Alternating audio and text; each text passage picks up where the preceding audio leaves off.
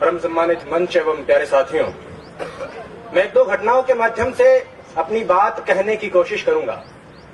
ये गुजरात के राजकोट में रहने वाली एक स्कूल अध्यापिका जयश्री बेन के जीवन की कहानी है। दुनिया की हर मां की तरह उस मां ने भी बहुत से सपने देखे, अपने इकलौते बेटे को खूब पढ़ाया लिखाया, अच्छी तालीम दिलाई। बेटा भी सफल हुआ, प्रोफेसर बन गया, डॉक्टर बहू से शादी हो गई, घर में पैसों की कोई कमी नहीं रही, जीवन में सब कुछ ठीक ही चल रहा था। लेकिन बुरे दिन कुछ ऐसे आए कि बूढ़ी मां को लकवा मार गया, पैरालिसिस हो गया, हाथ पैरों ने काम करना बंद कर दिया, तो मां अब बिस्तर पर पड़ी रहने लगी। एक रोज कुछ यूं हुआ बीमारी के दिनों में कि बेटे ने मां को सहारा देकर खड़ा किया। मां बड़ी खुश हुई कि मेरा बेटा मेरे बुढ़ापे की लाठी बन रहा है। बेटा मां को पकड़कर धीरे धीरे सीढ़ियों के सहारे छत पर ले गया। मां बड़ी खुश हुई कि मेरा बेटा मुझे धूप दिखाने ले जा रहा है। छत पर जाने के कुछ देर बाद बेटे ने अपनी मां को गोद में उठा लिया। मां खुशी से भाव विभोर हो गई कि मेरा बेटा जान गया है कि मुझे सीढ़ियों से चढ़ने उतरने में दिक्कत होती है। मेरा बेटा मेरी कितनी फिक्र करता है, मुझसे कितना प्यार करता है। लेकिन उसके बाद उस बेटे ने जो किया, हाथ उठाकर दुआ कीजिए कि दुनिया का कोई भी इंसान वैसा ना करे। उस बेटे ने गोद में उठाकर अपनी मां को 4 मंजिला मकान की छत से नीचे फेंक दिया। बूढ़ी मां कुछ समझ पाती उससे पहले उसकी जिंदगी खत्म हो गई। 4थी मंजिल से नीचे गिरने में कितना वक्त लगता है? 3-4 सेकंड लगते होंगे। लोगों को लगा कि मां छत से गिर गई होगी, लेकिन पुलिस पड़ताल और सीसीटीवी फुटेज से 3 महीने बाद पता चला कि मां मरी नहीं थी, प्रोफेसर बेटे ने मारा था। और पुलिस पूछताछ में प्रोफेसर साहब ने कहा कि मैं मां की बीमारी से तंग आ गया था और इस आफत से पीछा छुड़ाना चाहता था। इल्म की तासीर जब गुरूर में बदली, बुनियाद रिश्तों की महज दस्तूर में बदली और बुजुर्गों को फकत आफत समझ बैठी औलाद आदम की बड़े बेनूर में बदली। 2 महीने की बीमारी से परेशान होकर प्रोफेसर साहब ने 9 महीने तक पेट में रखने वाली मां को मार डाला। ऐसा ही कुछ मुंबई की आशा साहनी के साथ हुआ। उनके बेटे ने खूब अच्छी तालीम हासिल की, अमेरिका गया, प्रोफेसर बना, लेकिन घर लौटकर नहीं आया। पीछे बूढ़ी मां इंतजार करते करते एक रोज बिस्तर पर सोते सोते ही मर गई और उसका जिस्म उसी बिस्तर पर पड़ा पड़ा कंकाल में बदलता रहा। बेटे ने 1.5 साल तक कोई खबर नहीं ली और बाद में जब घर लौटकर देखा तो उस बिस्तर पर उन दोनों के रिश्तों की तरह खोखला एक हड्डियों का ढांचा पड़ा था।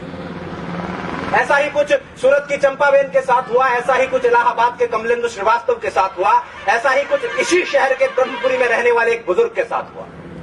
एक आध घटना हुई होती तो कहा जा सकता था कि उस मनुष्य की मनोवृत्ति में कुछ फर्क रहा होगा, कुछ विकार रहा होगा।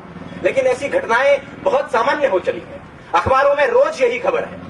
और इन घटनाओं में एक दुखद समानता यह है कि ये उन घरों में घटित हो रही है जिनमें बच्चों ने बहुत अच्छी तालीम हासिल की है। मुझे आज बोलने के लिए जो विषय दिया गया था वो ये था कि तालीम तो है लेकिन तहजीब कहीं खो गई है। हालांकि पग पग पर इस बात की गवाही मिलती रहती है, लेकिन ये घटनाएं इस बात को पूरी तरह से सिद्ध कर देती है कि तालीम तो है लेकिन तहजीब कहीं खो गई है। शिक्षा तो है लेकिन संस्कार कहीं खो गए हैं, सभ्यता कहीं खो गई है। अब प्रश्न यह उठता है कि ऐसी घटनाएं हो क्यों रही है, तहजीब खो क्यों रही है। दरअसल हम जिस तरह से अपने बच्चों को पालते हैं और उन्हें सिर्फ तालीम देते हैं, उससे बच्चे प्रोफेसर, इंजीनियर या डॉक्टर तो बन जाते हैं लेकिन इंसान नहीं बन पाते। स्पष्ट कर दूं कि मैं शिक्षा नीतियों को कोसने के लिए खड़ा नहीं हुआ हूं। दुनिया के हर देश में शिक्षा नीतियां इसी तरह से काम करती हैं। अकादमिक शिक्षा का संस्कारों से सीधे तौर पर कोई लेना देना नहीं है। संस्कार देने का काम समाज करता है, परिवार करता है, माँ बाप करते हैं। और अगर संस्कार कहीं खो रहे हैं तो इसकी जिम्मेदारी उन्हीं की बनती है। बच्चा संस्कार कहां से सीखता है? घर से ही तो सीखता है। अब पहली बात तो यह कि बच्चों को घर में रखा ही नहीं जाता, और यदि रख भी लिया जाता है तो स्कूल में और घर में कोई फर्क नहीं रखा जाता। हम सब जानते हैं कि संस्कार सिखाने की उम्र में माँ बाप बच्चों को रट्टा मारना सिखा रहे होते हैं। एक रोबोट की तरह, एक मशीन की तरह बच्चों को प्रोग्राम कर रहे होते हैं और 20-25 साल बाद उस मशीन में रिश्ते, संवेदना, प्यार, सम्मान और संस्कार खोजने लगते हैं। और जब नहीं मिलते हैं तो परेशान होते हैं। तारे जमीन पर फिल्म का वो दृश्य याद कीजिए। माँ बाप बच्चे को बोर्डिंग स्कूल में छोड़कर रवाना हो रहे हैं। बच्चा पल्लू पकड़कर रोता है कि भीड़ में यूं ना छोड़ो मुझे, घर लौट कर भी आना पाऊं माँ, क्या इतना बुरा हूं मैं माँ, क्या इतना बुरा मेरी माँ। माँ बाप फिर भी निष्ठुर होकर चल देते हैं और जब बाद में बच्चा संवेदनहीन होने लगता है तो बहुत परेशान होते हैं। मैं ऐसे अनेक युवकों को जानता हूं जिनको उनके माँ बाप ने 7-8 साल की उम्र में घर से दूर अच्छी तालीम हासिल करने के लिए भेज दिया था। हालांकि इस बात में कोई दो राय नहीं कि वो अच्छा भविष्य बना लेंगे, अच्छा करियर बना लेंगे, लेकिन एक चीज जो मैं कई बार महसूस करता हूं वो ये है कि उनका अपने माँ बाप के साथ रिश्ता उतना मजबूत नहीं हो पाया है जितना सामान्यतः होना चाहिए। और यदि उनमें से कोई 20-25 साल बाद अपने माँ बाप को घर से निकाल देता है या वृद्धाश्रम में छोड़कर आ जाता है तो मुझे इस बात से कोई अचरज नहीं होगा।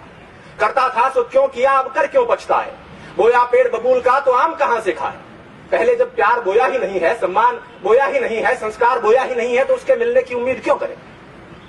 खैर, मैंने काफी समय ले लिया है। अंत में चलते चलते बस इतना कहना चाहूंगा कि जयश्री बहन तो छत से फेंके जाने के बाद नीचे गिरते वक्त कुछ सोच पाई थी या नहीं सोच पाई थी मुझे नहीं मालूम, लेकिन अगर आपके साथ ऐसा हुआ, भगवान ना करे ऐसा हुआ, तो आप ये जरूर सोचेंगे कि तालीम के साथ तहजीब भी दे दी होती तो इस तरह नहीं बढ़ना पड़ता।